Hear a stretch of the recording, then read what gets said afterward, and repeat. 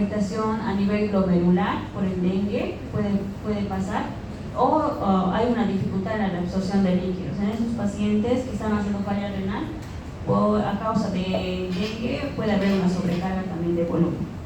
Siguiente. Bueno, ¿cuáles son las características de sobrecarga de volumen? Como le indicábamos, el paciente, si está ya con un derrame pleural, va a empezar a presentar dificultad respiratoria, va a estar taquipneico, puede presentar triaje intercostal. Entonces, en este caso, nosotros ya vamos a sospechar si nos estamos pasando de lo que deberíamos hidratarlo. Empieza a tener estertores crepitantes, sibilancias. Se lo va a poder ver esto en una radiografía de tórax. Empieza a presentar ascitis a tensión. Estamos sobrecargando al paciente. Valoramos todo eso. Hay una irritación yugular, aumento de la presión arterial media, está más taquicárdico. Entonces, en esos pacientes hay que sospechar que nos estamos pasando en cuanto al volumen que se le está administrando.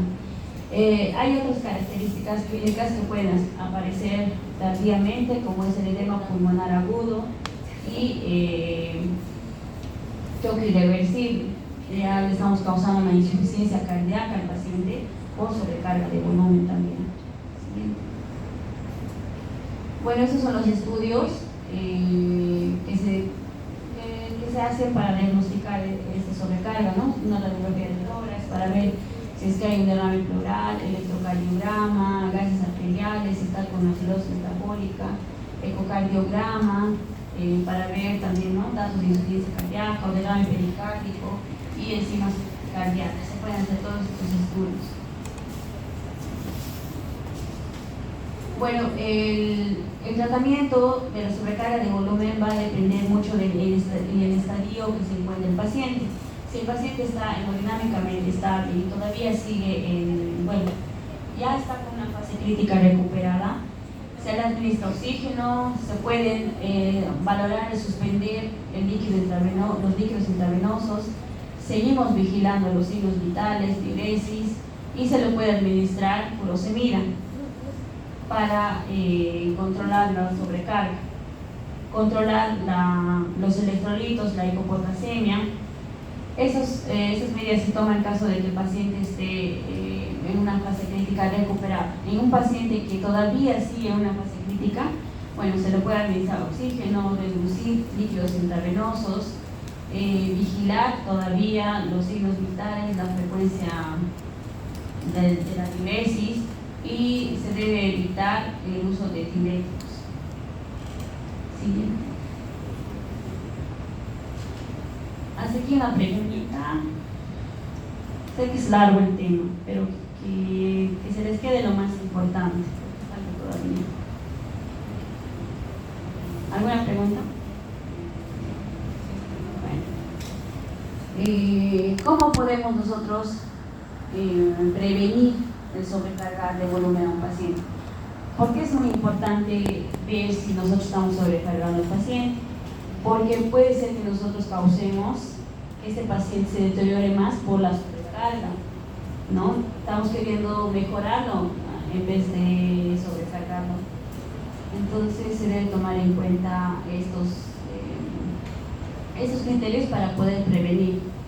Debemos suspender la administración de líquidos intravenosos si ya no hay estabilización de plasma, si mejora la presión arterial, el pulso, ya están normales, hay una disminución del hematocrito, la presión arterial media y del pulso también ya están normales. Si el paciente ya no está con fiebre de 24 a 48 horas, se debe disminuir también, se debe suspender o disminuir los líquidos. Y si el paciente ya no presenta signos, dolor abdominal, ya está con una buena diuresis, se debe suspender o disminuir los líquidos intravenosos. Siguiente.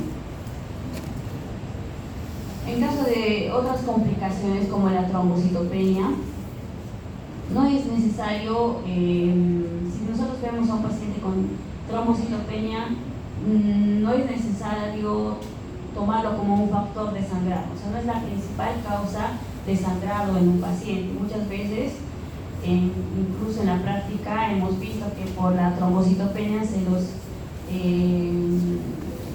que está sangrando por la trombocitopenia y inmediatamente se les quiere administrar plaquetas.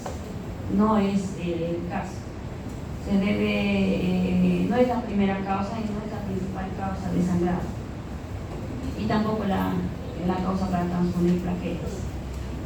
Las hemorragias en el dengue, como indicábamos antes, es por muchas causas y no solo por la trombocitopenia. Se recomienda utilizar hemocomponentes a pacientes con dengue y plaquetopenia en caso de que presenten sangrado y otras condiciones adicionales, como ser el embarazo, que esté embarazada y tenga trombocitopenia. En estos pacientes sí se debe considerar la administración de plaquetas. Siguiente.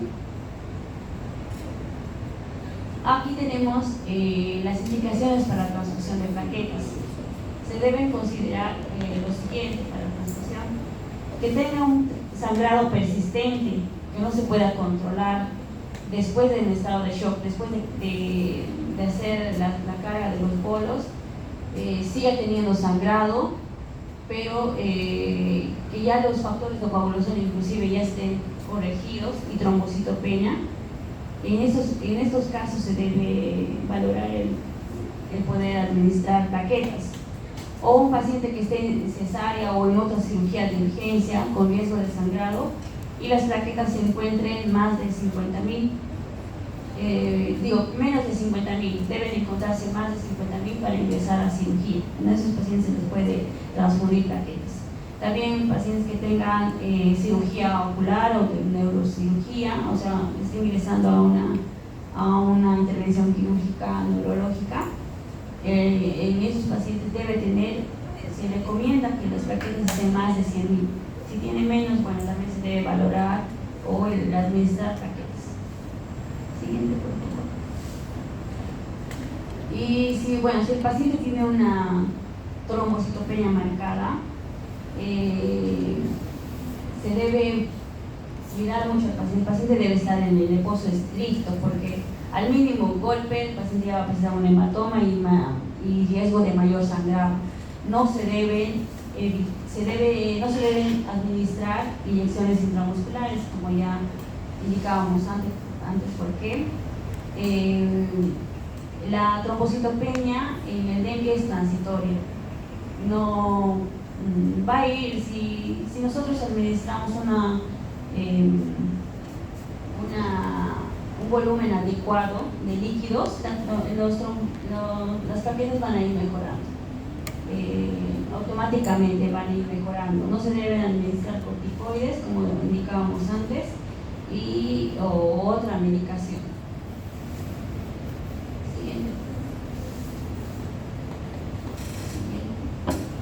En caso de que el paciente tenga otras comorbilidades, como ser hiperglicemia o hipoglicemia en pacientes que tengan diabetes, se debe hacer su respectivo control y su respectivo manejo, ¿no? Ya sea manejar la diabetes con la medicación respectiva, o si está en hipoglicemia, administrar también, corregir la hipoglicemia, alteración de los electrolitos, corregir el desequilibrio electrolítico y ácido base, que puede presentar secundario sabemos que esos pacientes tienen pérdidas gastrointestinales, muchas veces que pueden ser con vómito hasta presentar diarrea. Utilizar de una buena manera las soluciones isotónicas y corregir los desequilibrios hidroelectrolíticos. Y también se debe tratar al mismo tiempo las infecciones concomitantes. Muchas veces se sobreinfectan los pacientes sobre el dengue que ya vienen con otra infección, también se deben tratar, pero siempre tenemos que confirmar que esté con otra infección, porque, como dijimos, no se debe utilizar antibióticos en pacientes con dengue porque es una enfermedad viral, pero si tiene una infección concomitante sí se puede utilizar antibióticos. Siguiente. para ayudar en este caso se puede utilizar ya fármacos vasopresores inotrópicos, se puede llegar a hemodiálisis en pacientes renales que hayan sobrecargado de volumen, se debe utilizar la hemodiálisis y el tratamiento debe ser individualizado según la patología que estén presentando, si están con una insuficiencia hepática grave, encefalopatía, si tiene ya alteraciones cardíacas, se deben tratar las comorbilidades. Como indicábamos, otra vez repito, los esteroides, cloroquinas, las estatinas, AINES no se utilizan en esos pacientes. Siguiente. Bueno, ese es el final. Aquí tenemos un recordatorio de lo que son los signos de alarma de gravedad del dengue, que volvemos a repetir. ¿Alguien? Bueno, estamos viendo. ¿Sabe los 8 signos de alarma?